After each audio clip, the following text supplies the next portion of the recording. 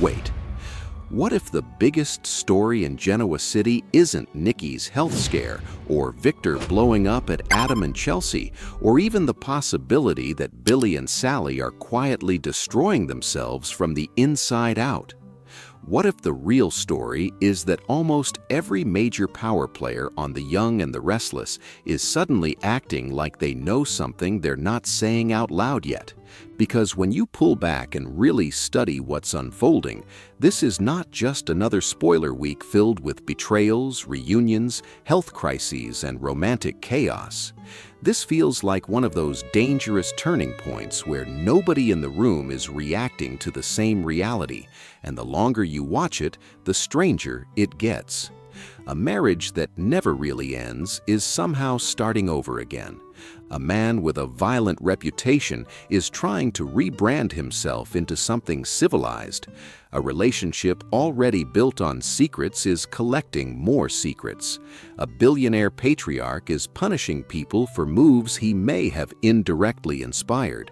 And somewhere inside all of that, the walls are literally closing in on Nikki Newman. So the question isn't just what happens next. The question is why everything in Genoa City suddenly feels like it's being pushed toward the edge at the exact same time. I'm Anderson, and this is Soap Pulse. If you like deep soap storytelling that goes past the surface, hit like, subscribe, and share this with your Young and the Restless crew, because this one is not just gossip, it's a full-on pressure cooker story about power, fear, image, loyalty, and the kind of emotional fallout that can change a whole canvas. On paper, the upcoming stretch sounds deceptively simple. Victor holds Adam and Chelsea accountable, Billy and Sally keep things from each other, Nikki's condition worsens before taking an unexpected turn, Kane and Lily heat up and then slam on the brakes, Matt and Phyllis toast the future, Abby leans on former love Daniel as Devon struggles, Victor and Nikki agree to yet another fresh start. Matt tries to make amends with Sienna, and Sharon tells Noah about Nick's setback. But when you line those beats up side by side, a pattern begins to emerge, and once you see it, it's hard to unsee. Nearly every major storyline here is about people trying to control the narrative around themselves, while their actual lives drift further out of control. That's what makes this spoiler cycle feel less like a routine preview and more like a documentary-worthy unraveling. According to Soaps.com's weekly breakdown, Victor is positioned as the disciplinary center of the storm, Nikki as its emotional alarm bell, Billy and Sally as its romantic fault line, Devon and Abby as its family pressure point, and Matt as the chaos variable who keeps testing what Genoa City will tolerate. That is a lot of instability to pack into 1 week, and in soap terms, that usually means the writers are not simply moving pieces around, they're compressing conflict so that when one truth finally surfaces, it triggers 3 others. The obvious place to start is Victor Newman, because when Victor scolds people, soap fans don't just hear anger, they hear territorial enforcement, and that distinction matters. The spoiler language says Victor holds Adam and Chelsea accountable for their actions where Newman Media is concerned, not questions them, not disagrees with them, holds them accountable. That's corporate father language with a moral edge. It suggests that whatever move Adam and Chelsea made, Victor sees it as not merely strategic misalignment, but a challenge to his authority. And this is where the situation becomes psychologically interesting, because Adam and Chelsea are not reckless amateurs. They are 2 people who know exactly how volatile Victor can be, especially when his empire, his image, or his family power structure is threatened. So if they took a step bold enough to earn that level of response, viewers should immediately ask, was the move worth it, or were they acting from desperation rather than strength? In Genoa City, those are two very different things. And then there's Chelsea, who may be standing closer to the blast zone than casual viewers realize. It's easy to read Chadam material as familiar soap volatility, but that can be misleading. Familiarity is sometimes the trap. When a show uses a nickname, it can soften the fact that what's really being dramatized is a shared liability. If Victor is holding both Adam and Chelsea accountable, then Chelsea is not floating around the edges of this power conflict. She's in it. Deep enough, in fact, that her alignment with Adam has real consequences at Newman Media. This is why longtime viewers watch Victor's reactions so carefully. He doesn't just punish mistakes, he signals who still gets to belong inside his system and who is merely being tolerated until they cease to be useful. So if Adam and Chelsea thought they were making a power move, Victor's response may be designed to remind them that power inside the Newman orbit is always rented, never owned. That's not just family dysfunction, that's empire psychology, and it raises the central question hanging over all of this. Has Victor actually lost some control and is now overcompensating, or is he still 10 steps ahead and simply letting people reveal themselves before he strikes harder? A very different but equally explosive thread runs through Billy and Sally, because spoiler wording here is classic soap seduction through omission. We're told they keep secrets from one another, and the commentary openly dangles the idea that a major recoupling could be coming. That is not subtle. That is the show waving a flare over one of its most fragile relationships and daring the audience to watch it burn. But what makes the Billy-Sally story worth more than a simple romance recap is the timing. In the previous stretch, Billy and Sally discovered that Jill was keeping a secret, and Billy was described as spiraling over it. That means he's entering this new week already destabilized. Then, instead of getting clarity, he and Sally turn inward and start withholding from each other. That's the kind of progression that often looks small in spoilers and massive on screen, because secrecy in an already stressed relationship doesn't just create distance, it rewrites interpretation. Suddenly, every pause, every evasive answer, every mistimed glance starts to feel loaded. And with Billy, that's especially dangerous because he's a character who can turn uncertainty into obsession faster than almost anyone. When the spoiler later says he gives Adam the third degree, and probably the fourth too, that doesn't read like a man in calm control. It reads like someone hunting for certainty wherever he can find it, perhaps because he no longer trusts what's happening inside his own relationship. Sally, meanwhile, is in a particularly revealing position because nearly every spoiler thread touching her involves option management. Adam made her a secret deal. Audra and Sally explored their limited options. Billy and Sally discovered Jill's secret. Now Billy and Sally are keeping secrets from each other. In documentary terms, Sally is being framed not as passive romantic collateral, but as someone navigating a shrinking maze. The walls aren't only closing in on Nikki this week, they may be closing in on Sally socially, romantically, and strategically too.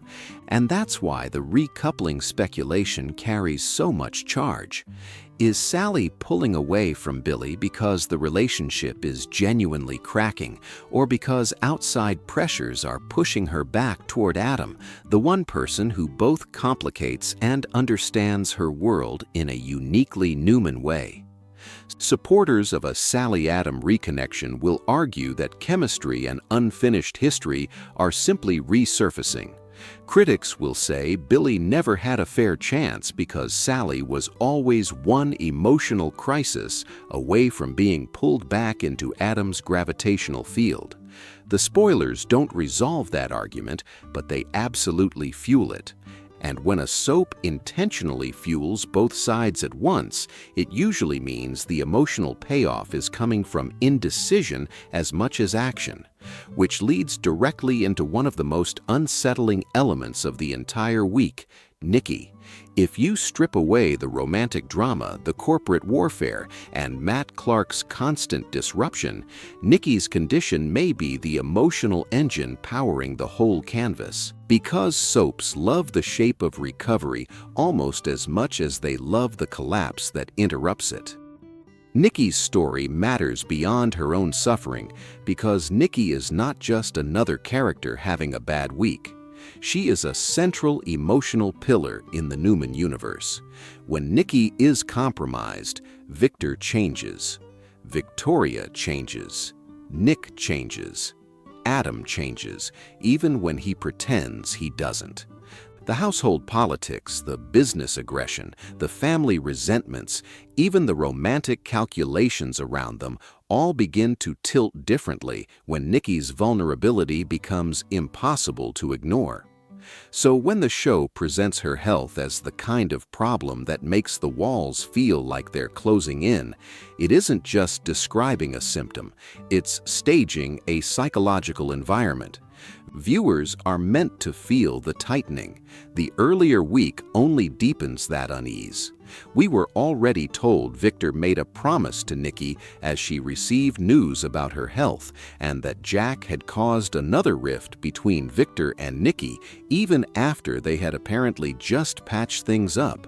That means Nikki enters the new week not from a place of peace, but from a place of relational wear and tear layered on top of physical uncertainty. That combination is where soaps get their richest emotional material because the body and the heart stop being separate arenas. If Victor and Nikki later agree to another fresh start, that can be read as romantic resilience, but it can also be read as fatigue. As in, after everything, they are once again trying to reconstruct a version of themselves that life keeps tearing apart. Viewers who love Nictor will see endurance. Viewers more skeptical of the endless cycle may see repetition dressed up as renewal. Both readings are plausible, and the spoiler itself almost winks at that tension by noting maybe they should admit that when they end things, they don't really end them.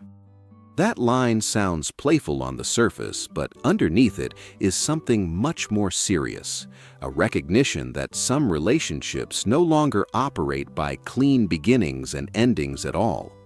They just loop through damage and reunion, until the cycle becomes the relationship. Now add Nick to the mix, and suddenly the Newman family story starts looking even more unstable. Sharon tells Noah about Nick's setback. That's all the spoiler explicitly says, but that alone is enough to raise major questions because it means Nick is not just dealing with pressure. He's reached a point where his condition or circumstances are serious enough to be relayed as family news. In the earlier week, Nick made a confession to Sharon that left her more worried than ever, and another teaser explicitly played with the idea of a love triangle dynamic that could send Sharon off the rails, while Nick was also finally trying to hold Matt Clark accountable. So Nick, too, is entering the new week carrying emotional strain, unresolved danger, and the possibility that he's not handling any of it as well as he should. That Sharon becomes the messenger to Noah is significant. It places her in the role of interpreter, perhaps even emotional buffer, which tells us the issue has implications beyond Nick alone. And because Noah's protectiveness had already been highlighted in relation to Matt, viewers are being subtly reminded that younger generations are now being pulled into messes created or tolerated by the older ones. That's not just family drama, that's generational spillover. And this is the perfect moment to talk about Matt Clark, because if there is one figure in this entire spoiler package who feels like a walking stress test for Genoa City's moral boundaries, it's him. Earlier teases had Victor threatening Matt, Phyllis keeping tabs on him, Nick belatedly trying to hold him accountable, and Phyllis and Matt sharing a kiss that left Nick raging. Now we learn Matt's ankle monitor is off, he and Phyllis toast their future, and by the end of the week, he is working on rebranding himself as a non-homicidal non-maniac while trying to make amends with Sienna. That phrase, and when a show starts acknowledging the audience's own incredulity, the storyline stops being just about the character and becomes about the show's willingness to test suspension of disbelief. But that's exactly why Matt is so interesting right now. He isn't simply a villain or redeemed anti-hero, he's a public relations crisis in human form. He is trying to rebrand himself while everybody around him is forced to decide whether rehabilitation is real, manipulative, premature, or impossible. Phyllis raising a toast to their future with him is therefore not just romance, it's alignment. It's Phyllis, a character famous for operating on instinct, audacity, and selective denial, effectively choosing to place emotional investment in a man many people in town still view as a threat or at least a destabilizing force. Viewers who want to see complexity will say the show is exploring redemption, loneliness, and the seductive power of second chances. Viewers who hate the pairing will say it's reckless, implausible, and insulting to everybody Matt has already put through hell. Either way, the storyline is designed to polarize, and polarization is often a sign the show knows it has found live wire material. The attempt to make amends with Sienna only sharpens that tension. Because making amends is noble language, but in soaps it can also function as optics. Is Matt genuinely changing, or does he need to be seen changing? Those are different questions, and the answer may determine how seriously viewers take anything that follows. Phyllis's role in all of this is especially compelling because she is often at her most dangerous when she convinces herself she is simply being fearless. The previous week already showed her keeping tabs on Matt, then kissing him. That alone suggested a blend of suspicion and attraction, the classic cocktail that Phyllis mistakes for clarity. Now, with the ankle monitor off and a future being toasted, the story seems to be asking whether Phyllis is witnessing a transformation or helping manufacture one. That is a big difference. If Matt is sincere, Phyllis becomes the woman who saw what others refuse to see. If he isn't, she becomes the latest example of somebody mistaking proximity to danger for control over it. And because Nick is already emotionally compromised, Matt's connection to Phyllis also has ripple effects across the Sharon-Nick-Noah emotional field. Nothing in Genoa City stays compartmentalized for long. Kane and Lily, meanwhile, provide a completely different flavor of suspense, one rooted not in overt danger, but in unresolved history and emotional rhythm. The spoilers say things heat up between them, then cool quickly when Lily sets boundaries. That sequence is soap gold because it turns the audience into witnesses of acceleration and retreat in real time. Fans of a Kane-Lily reconnection will see that as proof the feelings are still very much alive. Skeptics will see it as proof that chemistry is the easy part and trust is still the impossible part. And let's be honest, in long-running soap relationships, boundaries are often more revealing than kisses. A kiss, a spark, a charged exchange, those can all be driven by nostalgia, loneliness, or adrenaline. Boundaries tell you where the bruises still are. If Lily heats up with Kane and then immediately lays down terms, that suggests some part of her is determined not to relive the past without first renegotiating what the past cost her. This is not a woman simply falling backward into old desire. This is somebody trying, maybe failing, to separate attraction from consequence. That's mature, messy, and very human. Kane's role in the broader week is also worth examining. Just before these new spoilers, he was described as striking a hard bargain even if supposedly reformed, while Devon attacked him. That means Kane enters this next stretch already carrying tension with Devon and not exactly projecting harmless stability. So when things heat up with Lily, the audience is not looking at a clean romantic reset. They're looking at a man still wrapped in conflict, trying to reconnect with someone who has every reason to remain careful. In that light, Lily's boundaries are not mood killers. They are evidence that she has not forgotten who she is dealing with, no matter how strong the pull might be. And if viewers are being primed to feel that tension between temptation and self-protection, it's probably because the show wants Kane and Lily to mean more than a nostalgic reunion. It wants them to expose what each of them still wants versus what each of them, because confiding is soap language that often sounds harmless right before it becomes intimate. It's emotional opening under pressure, it's vulnerability seeking witness. And when the witness is a former love, the scene arrives preloaded with memory. Add to that the fact that the prior week had Devon finding common ground with Ashley of all people, and suddenly Devon's instability isn't just affecting his own storyline. It is radiating outward, pushing multiple people into strange conversational pairings and emotional alliances they might not otherwise seek out. That is how family stress becomes relational drift. Abby confiding in Daniel does not automatically mean romance is reigniting. It would be irresponsible to say that from these spoilers alone, but it absolutely means the show wants viewers to notice where Abby runs when Devon's struggle stops feeling manageable, and where someone runs in a crisis often tells you more than what they say once they get there. Daniel's presence in that equation is interesting for another reason too. Former lovers in soap are never just individuals, they are archives. They hold versions of each other that current partners may never fully understand. When Abby goes to Daniel, she is not only seeking advice, she is stepping into a history where she has already been known, interpreted, and emotionally held in a different chapter of her life. That can be comforting, but it can also be risky because it awakens comparison.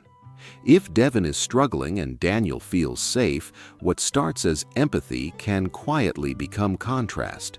That's the kind of shift soaps love to develop slowly, because audiences can debate for weeks whether anything improper has happened, even while the emotional center of gravity is obviously moving.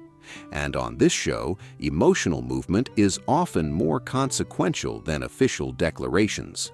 Audra's material may look lighter in comparison, but it shouldn't be ignored. Victor is fuming while Audra celebrates a rare win. That contrast is purposeful. It suggests that even inside a week dominated by health concerns, accountability, relationship secrets, and Matt Clark's ongoing chaos, someone is still finding a way to score. And in a town like Genoa City, a win is never just a win. It's positioning, it's leverage, it's momentum.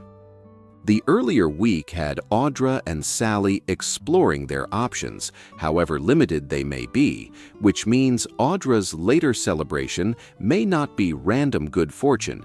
It may be the result of strategic adaptation under pressure. That's classic Audra territory. She often thrives when everyone else is too emotionally distracted to watch her closely.